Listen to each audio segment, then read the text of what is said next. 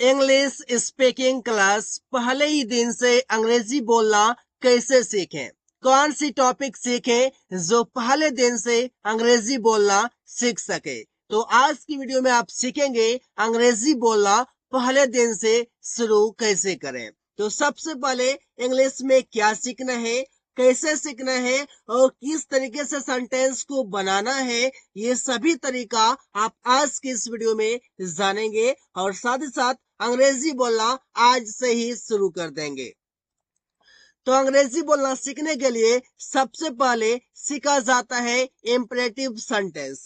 ये imperative sentence होता क्या है, सबसे पहले ये समझते हैं। इम्परेटिव सेंटेंस वो होता है जो आदेश देने का काम करता है, जो निवेदन करने का काम करता है और जो सजेशन देने का काम करता है। मतलब इम्परेटिव सेंटेंस की अगर हिंदी की बात करूं, इसका मतलब होता है आदेशात्मक वाक्य, जिसका यूज किया जाता है ऑर्डर के लिए, रिक्वेस्ट के लिए और सजेस्ट के लिए। ये तीन चीजों के लिए आप इम्परेटिव सेंटेंस का यूज करते हैं। अब इसे बनाने के लिए फॉर्मूला कैसे यूज किया जाता है, सबसे पहले वो सीखिए, क्योंकि इसके बिना आपके सेंटेंस बनेंगे नहीं। स्ट्रक्चर होगा आपका वर्ब का फर्स्ट फॉर्म प्लस ऑब्जेक्ट।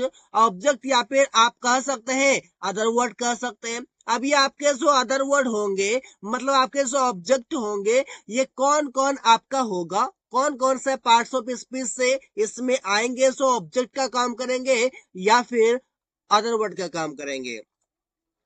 तो मैं बता दूं कि वर्ब का फर्स्ट फॉर्म क्या होता है, एकदम बेसिक से समझिए। जैसे कि स्पीक, राइट, लिसन, रीड, गो, कम, ये सभी जो वर्ड्स हैं सभी वर्ब हैं, और जब वर्ब है तो ये सभी वर्ब के फर्स्ट फॉर्म है गाइस। डिक्शनरी में आपको कई सारे वर्ब्स मिल जाते हैं जो कि फर्स्ट फॉर्म में होते हैं, जैसे कि स्लीप, रन, स्पीक, लर्न, ये सभी जो वर्ब है क्या है, फर्स्ट फॉर्म में है। अब आपके ऑब्जेक्ट जो होंगे वो कौन कौन से होंगे। ऑब्जेक्ट आपका यहाँ पर होगा, कोई नाउन होगा, कोई आपका नाउन क्लॉज हो जाएगा, नाउन फ्रेज हो जाएगा, आप प्रोनाउन हो जाएगा, एडवर्ब हो जाएगा, एडजेक्टिव हो जाएगा, एडीसी। ये सभी आपके ऑब्जेक्ट यानी कि अदर वर्ड का काम करेगा। अब समझना यहाँ पर ये है कि आखिर इतने सारे में कैसे समझो। आसान भाषा में आप समझिए तो अदर वर्ड का काम आप किसी नाउन या प्रोनाउन को समझ सकते हैं, या फिर किसी एडजेक्टिव या एडवर्ब। ये चार चीजें आपके अधिकतर आते हैं अदर वर्ड में। तो एग्जाम्पल से आप सारी चीजें क्लियर कर पाएंगे। आगे समझते हैं। आगे है आपके पास कि आप इम्परेटिव सेंटेंस का जो यूज करते हैं सबसे पहले किस लिए करेंगे, तो सबसे पहले करेंगे टू ऑर्डर समवन। मतलब जब किसी को ऑर्डर देना हो तो आप यूज कर सकते हैं इम्परेटिव सेंटेंस का। तो चलिए समझते हैं इसका क्या फॉर्मूला होगा। काफी इजी है। वर्ब का फर्स्ट फॉर्म होगा plus other word. Other word में आपका नाउन, प्रोनाउन, एडजेक्टिव, एडवर्ब ये मोस्टली आपके आएंगे।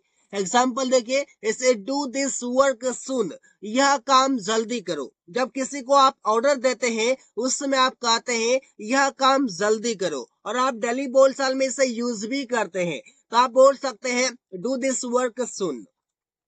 स्पीक इंग्लिश, आप बोल सकते हैं अंग्रेजी बोलो। स्पीक इंग्लिश, वहां जाओ, गो देयर, मेरे पास आओ, कम टू मी, एक काम करो, डू अ वर्क, अंग्रेजी बोलने की कोशिश करो, ट्राई टू स्पीक इंग्लिश। इस पर से आप ऑर्डर देते हैं और आप कहते हैं सेंटेंसेस बनाओ, ऐसे आप काम कर सकते हैं। जब आप हिंदी में बोलते हैं आसानी से बोल सकते हैं, लेकिन जब आप इंग्लिश की बारी आती है इंग्लिश बोल नहीं पाते। तो इस चीजों पर आप ध्यान दीजिए। सेंटेंस काफी इजी है। स्पीक इंग्लिश, स्पीक आपका वर्ब का फर्स्ट फॉर्म है, डू आपका वर्ब का फर्स्ट फॉर्म है, दिस वर्क आपका ऑब्जेक्ट है, इंग्लिश आपका ऑब्जेक्ट है। सिंपल सी बातें हैं। Bring a glass of water, एक गिलास पानी लाओ। ये सेंटेंस में क्या हो रहा है, सेंटेंस में ऑर्डर दिया जा रहा है, एक गिलास पानी लाओ, यह काम करो, अंग्रेजी बोलो। इस प्रकार से bring a chair for me, मेरे लिए एक कुर्सी लाओ। ये सेंटेंस में आपका ऑर्डर दिया जा रहा है। ऐसे कई सारे सेंटेंसेस है जहां पर आप बोलते हैं वहां जाओ, गो देयर, यहाँ आओ, कम हियर। इस पर आप सेंटेंसेस बनाते हैं।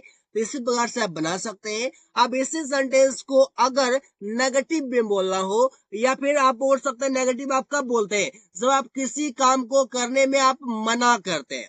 मना करने के लिए आप यूज करते हैं नेगेटिव सेंटेंस को। तो चलिए समझते हैं इसके क्या फॉर्मूले होंगे। फॉर्मूला आपका होगा, सबसे पहले लग जाएगा आपका डोंट, इसके बाद वर्ब का फर्स्ट फॉर्म प्लस ऑब्जेक्ट। मतलब कि ये जितने भी सेंटेंसेस आपके सामने हैं, इन सभी सेंटेंसेस में अगर आप डोंट को जोड़ देते हैं तो ये सभी सेंटेंस आपका नेगेटिव हो जाएगा। और इसका मीनिंग इस प्रकार से होगा, देखिए जैसे कि डोंट डू दिस वर्क सुन, यह काम जल्दी मत करो, थोड़ा लेट से करो लेकिन अच्छे से करो। इस पार्ट से बोल सकते हैं ना कि डोंट दिस वर्क सुन। इसी प्रकार से डोंट स्पीक इंग्लिश, अंग्रेजी मत बोलो, बिकॉज एवरीबॉडी डजंट अंडरस्टैंड। इस पार्ट से बोल सकते हैं don't bring a glass of water, एक गिलास पानी मत लाओ। तो आप जो भी काम करने में, आप जो भी काम हो रहा है उसे आप नेगेटिव में बनाने के लिए या फिर आप मना करने के लिए नेगेटिव सेंटेंस का यूज करते हैं। ऐसा आप बोलते हैं वहां जाओ, तो बोलते हैं गो देयर। अब मना करना है कि वहां मत जाओ, सेंटेंस बनेगा डोंट गो देयर। इसे बोलते हैं कि एक काम करो। या फिर आप बोलते हैं अंग्रेजी सीखो, तो अंग्रेजी सीखो तो जाएगा लर्न इंग्लिश। अब आप किसी को मना कर रहे हैं कि अंग्रेजी मत सीखो, तो बनेगा sentence don't learn English. Don't आपका यहाँ पर नेगेटिव के लिए लग गया, और आपका लर्न वर्ब के फर्स्ट फॉर्म लग गए, और ऑब्जेक्ट में आपका हो गया इंग्लिश। इसी प्रकार से आप बना सकते हैं। इसे आप बोलते हैं कि don't bring a chair for me, मेरे लिए कुर्सी मत लाओ। इसी प्रकार से आप कई सारे सेंटेंसेस बना सकते हैं ऑर्डर देने के लिए। तो आगे आपका है टू रिक्वेस्ट समवन, आप रिक्वेस्ट करते हैं, आप प्रार्थना करते हैं, आप निवेदन करते हैं। इंपरेटिव सेंटेंस में देखिए कैसे यूज करते हैं। इसे बनाने के लिए आप फॉर्मूला लगाते हैं, सबसे पहले प्लीज, उसके बाद वर्ब का फर्स्ट फॉर्म प्लस ऑब्जेक्ट। मतलब जब आप रिक्वेस्ट करते हैं तो उसमें आप प्लीज वर्ड को जोड़ते हैं, या फिर अगर आप कहें तो काइंडली वर्ड को जोड़ते हैं। मतलब दो वर्ड आपके पास है, काइंडली और आपके पास है प्लीज। ये दोनों में से किसी को जोड़ सकते हैं रिक्वेस्ट करने के लिए। अगर आपको अधिक पोलाइट होना है तो आप काइंडली का यूज कीजिए, अदरवाइज प्लीज सही है। जिससे बोलते हैं प्लीज ओपन द विंडो, कृपया खिड़की खोल दे से। आप रिक्वेस्ट करते हैं कृपया खिड़की खोल दे से। इसी प्रकार से बोलते हैं प्लीज हेल्प मी, कृपया मेरा मदद कीजिए। आप शायद तो काइंडली का भी यूज कर सकते हैं, नो इशू। इसी प्रकार से please go to market to buy vegetables, sentence होगा कृपया सब्जी खरीदने बाजार जाइए। आप बोलते ना किसी से रिक्वेस्ट करते हैं, या फिर आप घर के फैमिली मेंबर से ही आप बातें करते हैं कृपया सब्जी खरीदने बाजार से आइए। इस पर से तो please go to market to buy vegetables. इसी प्रकार से सेंटेंस बनाया जाता है रिक्वेस्ट करने के लिए। अगर आप अंग्रेजी बोलना सीखना चाहते हैं तो really I want tell you something कि आप ऑलमोस्ट इन सभी टॉपिक्स पर आपको 30 प्लस सेंटेंसेस बनाने की आवश्यकता है। अगर मैं यूं कहूं तो आप 50 प्लस सेंटेंसेस भी बना सकते हैं अगर आप कोशिश करें तो। बहुत इजी है। आप सोचिए सेंटेंस कैसे कैसे आप दिन भर बोलते हैं, कैसे आप डेली बोलचाल में यूज करते हैं हिंदी में, बट इंग्लिश में नहीं बोल पाते। क्या कारण है उसका? कारण ये है आपको फॉर्मूला नहीं पता, आपको टॉपिक नहीं पता, आपको पता नहीं कि सेंटेंस बनाना स्टार्ट कैसे करो। तो स्टार्ट करने के लिए आपको बताया गया है कि आप सबसे पहले रिक्वेस्ट करने के लिए प्लीज या काइंडली लगाइए। इसके बाद आप लगाइए वर्ब का फर्स्ट फॉर्म, जो कि आपका हो जाएगा स्पीक, लर्न, राइट। ये सभी आपके वर्ब के फर्स्ट फॉर्म हो जाएंगे। ऑब्जेक्ट आपका हो जाएगा, जैसे आप बोलते ना कि अंग्रेजी, कृपया अंग्रेजी बोलिए, तो आप बोलते हैं प्लीज स्पीक।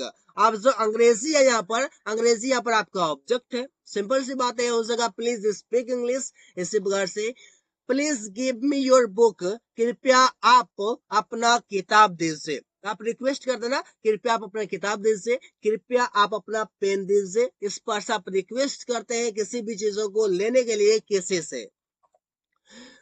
नेगेटिव, अब इसी सेंटेंस को अगर नेगेटिव बनाना हो तो कैसे बना सकते हैं? नेगेटिव बनाने के लिए आप स्ट्रक्चर यूज करते हैं प्लीज के बाद या काइंडली के बाद आप यूज करते हैं डोंट का। इसके बाद वर्ब का फर्स्ट फॉर्म प्लस ऑब्जेक्ट। इसे बोलते हैं please don't open the window, कृपया खिड़की मत खोलिए। आप नेगेटिव बना सकते हैं इस बार से प्लीज डोंट हेल्प मी, कृपया मदद मत कीजिए। आप मत का मतलब यहाँ पर क्या है, मत का मतलब है उस काम को नहीं कीजिए। Please don't go to market to buy vegetables, कृपया सब्जी खरीदने बाजार मत जाइए। तो यहाँ पर आप मत जाइए, तो यहाँ पर आप मत मतलब क्या, आप उस चीजों को मना कर रहे हैं। इसी बार से please don't give me your book, कृपया आप अपना किताब मत दीजिए। कृपया आप अपना किताब मत दीजिए, इस पर से आप बोल सकते हैं। काफी इजी तरीका है अंग्रेजी बोलने का। आप शायद इस तरीके को फॉलो करके आप पहले ही दिन से अंग्रेजी बोलना सीख सकते हैं, क्योंकि अंग्रेजी बोलना काफी इजी है। If you want to speak English, because this is the best way to speak English, this is the best way to practice, this is the best way to make sentences. So guys, use it in your daily routine, and when you speak Hindi, just use it when you speak Hindi. आगे आपके हो जाएंगे to suggest someone, किसी को आप करते हैं suggest, that means कि आप किसी को करते हैं, किसी को देते हैं आप सलाह। जैसे कि आप इसे यूज करते हैं V1 प्लस ऑब्जेक्ट, जैसा कि आप ऑर्डर के लिए बोलते हैं, सेम है, लेकिन सेंटेंस को बोलने में फर्क है कि कौन सा सेंटेंस को आप यूज करेंगे सजेस्ट करने के लिए, मतलब सजेशन देने के लिए। जैसे आप बोलते हैं टेक मेडिसिन इन टाइम, या फिर चाहे तो आप ऑन टाइम कर सकते हैं। अब यहाँ पर समझिएगा कि टेक आपका क्या है, वर्ब का फर्स्ट फॉर्म है, मेडिसिन आपका क्या है, ऑब्जेक्ट है। कोई झंझट नहीं है। टेक मेडिसिन ऑन टाइम, समय पर दवाई खाओ या समय पर दवाई लो। यहाँ पर सजेशन देने की बात हो रही है, सलाह देने की बातें हो रही है। इसी प्रकार से माइंड योर लैंग्वेज, अपने भाषा पर ध्यान दो। यहाँ पर क्या हो रहा है, यहाँ पर सजेशन दे रहे हैं, यहाँ पर सलाह देने की बात हो रही है, अपने भाषा पर ध्यान दो। Because you don't speak better, you don't speak good, इस पर सब बोल सकते हैं ना। माइंड योर हेयर स्टाइल, अपने बाल पर ध्यान दो, अपने बाल के जो स्टाइल है उस पर ध्यान दो, बिकॉज सही नहीं लग रहा, इस पर सब बोल सकते हैं ना। सजेस्ट करने का मतलब यहाँ पर ये है कि जो काम गलत है, जो काम सही नहीं है, उसे सही ट्रैक पर लाना कह सकते हैं, करना तो अगला वक्त करेगा। हेल्प द पुअर, गरीबों की मदद करो। अब देखिए सेंटेंस क्या है आपका सजेस्ट के लिए, ऐसे कई सारे सेंटेंसेस है जहां पर आप सजेशन दे सकते हैं अंग्रेजी में इस स्ट्रक्चर से, तो काफी इजी है। तो आप सेंटेंस को बना सकते हैं। इसी सेंटेंस को नेगेटिव में बनाने के लिए आप यूज करते हैं डोंट, वर्ब का फर्स्ट फॉर्म प्लस ऑब्जेक्ट, काफी इजी है गाइस। अब इससे सेंटेंस कैसे बनेंगे, जैसे कि don't take medicine in time, समय पर दवाई मत खाओ। अब इसी को नेगेटिव में बना दिया गया है, बल्कि आप ऐसे सेंटेंस बोलते नहीं है। डोंट माइंड योर लैंग्वेज, अपने भाषा पर ध्यान मत दो, ऐसे सेंटेंस नहीं बोलते हैं। मैंने इसी सेंटेंस को नेगेटिव में कर दिया है कि आपको कोई भी डाउट्स ना रहे। जैसे कि don't mind your language, don't mind your hair style, don't help the poor. इसी प्रकार से आप नेगेटिव सेंटेंस को इसलिए बना सकते हैं। तो आगे समझते हैं हम लोग। आगे है कीप, और कीप के साथ आप लगाते हैं वर्ब का फोर्थ फॉर्म, मतलब कि आप लगाते हैं जीरंट, जो मीनिंग देता है आपका कोई काम को करते रहना या फिर किसी काम को जारी रखना। इसे बनाने के लिए फॉर्मूला होता है सबसे पहले कीप, इसके बाद आप लगाते हैं वर्ब के फोर्थ फॉर्म प्लस ऑब्जेक्ट। जैसे कि कीप प्रैक्टिसिंग, अभ्यास करते रहो। जैसे बोले किसी काम को जारी रखो, तो अभ्यास करते रहो, keep practising. Keep going to school, school जाते रहो, मतलब कि स्कूल रोज जाओ, कंटिन्यू रखो जाना, रोज जाओ, तो काम को जारी रखना। इसी बार से कीप लर्निंग इंग्लिश, अंग्रेजी सीखते रहो, अंग्रेजी सीखना जारी रखो। बात तो एक ही है। इसी बार से आप बोल सकते हैं कीप रीडिंग अ बुक, किताब पढ़ते रहो। इसी बार से आप सेंटेंस को बना सकते हैं कीप टॉकिंग इन इंग्लिश, अंग्रेजी में बात करते रहो। Keep walking in the morning, सुबह में टहलते रहो। किसी काम को जारी रखने के लिए आप कीप का यूज कर सकते हैं इस प्रकार से, क्योंकि ये सभी सेंटेंसेस जो बनाए सारे गाइस, ये काफी डेली बोलचाल में यूज होते हैं। और इसी सेंटेंस को अगर आप इंग्लिश में बोलना सीख जाते हैं, तो जो बातें आप हिंदी में कहते हैं उसी बातों को आप इंग्लिश में कहना शुरू कर देंगे फर्स्ट क्लास से ही। आगे है माइंड, और माइंड का मतलब होता है ध्यान देना, कि मतलब कि किसी चीजों पर ध्यान देना, दैट मीन्स माइंड का यूज करते हैं। अब इसे बनाने के लिए आपका फॉर्मूला हो जाएगा, सबसे पहले माइंड लगाते हैं, वर्ब के फोर्थ फॉर्म प्लस ऑब्जेक्ट। मतलब अगर आप माइंड का यूज कर रहे हैं तो या तो आपका कोई नाउन आ जाएगा सीधा, या फिर अगर आपका अगर वर्ब आता है तो फिर आपको आईएनजी फॉर्म में यूज करना होगा, मतलब कि आपको वर्ब का फोर्थ फॉर्म यूज करना होगा। इसी का आप बोल सकते हैं कि माइंड स्पीकिंग इंग्लिश, मतलब हो जाएगा कि अंग्रेजी बोलने पर ध्यान दो। माइंड स्पीकिंग इंग्लिश, अंग्रेजी बोलने पर ध्यान दो, क्योंकि माइंड का मतलब ही होता है ध्यान देना। इस पर से बोल सकते हैं माइंड रीडिंग अ बुक, किताब पढ़ने पर ध्यान दो। यहाँ पर एक और डाउट हो सकता है कि बहुत से लोग माइंड के साथ ऑन देखे होंगे, तो क्या मैं यहाँ पर ऑन यूज कर सकता हूँ? Mind on speaking English, mind on reading a book. Guys आप ऑब्वियसली आप यूज कर सकते हैं, नो इश्यू ऑफ कोर्स, क्योंकि माइंड और माइंड ऑन ये दोनों आपका एक ही है। ऑन आपका ऑप्शनल है, शायद तो आप यूज करें, शायद तो आप यूज ना करें। आपका माइंड भी ठीक है और आपका माइंड ऑन भी ठीक है। आप जैसा कंफर्टेबल लगते हैं आप यूज कर सकते हैं। माइंड योर मिस्टेक्स, अपने गलतियों पर ध्यान दो। इसी बार से माइंड योर सोसाइटी, अपने समाज पर ध्यान दो। यहाँ पर देखिए क्या कि माइंड के तुरंत बाद आपका नाउन आ गया है, ऑब्जेक्ट आ गया है, और यहाँ पर माइंड के बाद आपका वर्ब आया हुआ है। दोनों तरीके से आप इसे यूज कर सकते हैं। आगे गाइस आपका इज एम आर, जिसका कि आप यूज किस लिए करते हैं वो समझते हैं, सेंटेंसेस कैसे बनाते हैं वो समझते हैं। It is used to tell state of being, इसका जो आप यूज करते हैं बताने के लिए state of being, profession, condition, nature, ETC. मतलब कि आप तीन चार चीजें बताने के लिए आप यूज करते हैं एसएमआर का। एग्जांपल से आप समझ पाएंगे। इससे कि आप इसका फॉर्मूला हो जाता है subject plus is am are plus complement. अब ये कॉम्प्लीमेंट आपका एक एडजेक्टिव होता है। एडजेक्टिव वो होता है जो नाउन की विशेषता बताए, जो प्रोनाउन की विशेषता बताए। तो यहाँ पर तो आपका ये सब्जेक्ट है, सब्जेक्ट का काम कौन करेगा? कोई भी नाउन या फिर प्रोनाउन। तो नाउन यहाँ पर जो सब्जेक्ट होगा उसकी विशेषता बताएगा। तो विशेषता कौन बताएगा? कॉम्प्लीमेंट। और कॉम्प्लीमेंट अगर विशेषता बताता है तो वो कहा जाएगा पार्ट्स ऑफ स्पीच के दृष्टि से एडजेक्टिव। जैसे कि आप इज का जो यूज करते हैं किसके साथ करते हैं? जैसे ही, she, it and singular noun और प्रोनाउन के साथ आप यूज करेंगे इज। उसी प्रकार से आर यूज करेंगे आप we, you, they and plural noun. और एम आप यूज करेंगे आई के साथ। तो ये आपके काफी इजी टॉपिक है, काफी इजी तरीके से आप सेंटेंसेस को बना सकते हैं इसी प्रकार से। तो आपके सेंटेंस बनेंगे कैसे वो समझना है। जब इज एम आर के बाद कॉम्प्लीमेंट, दैट मीन्स कि नाउन या प्रोनाउन की विशेषता बताता है, अगर कॉम्प्लीमेंट आए तो वाक्य में स्थिति या अवस्था दिखाता है, यानी कोई भी एक्शन नहीं होता है। अगर कॉम्प्लीमेंट आए तो वहां पर कोई भी एक्शन की बातें नहीं होगी, वहां पर स्थिति या अवस्था की बातें की जाएगी। जैसे कि आपका कोई प्रोफेशन बताएगा, कंडीशन बताएगा, कोई भी नेचर बताएगा, वहां पर कोई एक्शन की बातें नहीं की जाएगी, कोई भी काम की बातें नहीं की जाएगी। जैसे कि आप बोलते हैं कि राहुल इज एन इंजीनियर, तो यहाँ पर क्या बातें की जा रहा है कि इंजीनियर जो है वो राहुल का क्या है? एक प्रोफेशन है, मतलब कि उसका एक पेशा है। तो राहुल इज एन इंजीनियर, तो इंजीनियर यहाँ पर क्या कर रहा है? तो राहुल के बारे में बता रहे कि राहुल क्या है? तो इंजीनियर है। राहुल के बारे में बता रहे, और राहुल यहाँ पर एक नाउन है, और नाउन के बारे में जो बताए वो आपका एडजेक्टिव होता है। सिंपल सी बातें हैं। इसका मतलब जगह राहुल एक अभियंता है, Rahul is an engineer, Rahul एक अभियंता है। इस बार से he is very happy today, यहाँ पर क्या बता रहा है? यहाँ पर कंडीशन बताया जा रहा है कि कैसा कंडीशन है, कैसा स्थिति है। तो वो क्या है? बहुत ही खुश है, वो आज बहुत खुश है। He is very happy today. इसी बार से द मैन इज मोर्टल। अब देखिए यहाँ पर नेचुरल बातें की जा रही है कि मानव क्या होता है? तो आदमी मरणशील होता है।